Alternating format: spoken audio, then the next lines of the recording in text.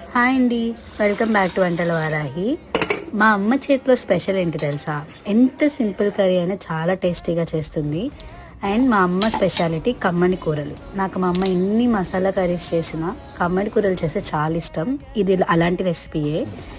ఇందులో జస్ట్ చిక్కుడుకాయలు ఉడికించేసుకొని వాటిలో పచ్చి కొబ్బరి కారం వేసేసుకొని కర్రీ చేసేసుకోవడమే. చాలా సింపుల్. ఒకసారి రెసిపీ చూడండి, మీకే అర్థమవుతుంది.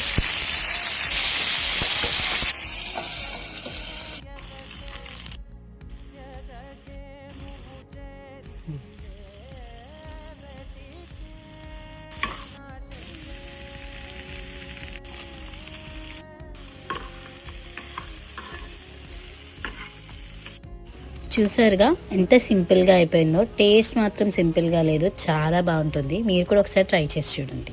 బాయ్.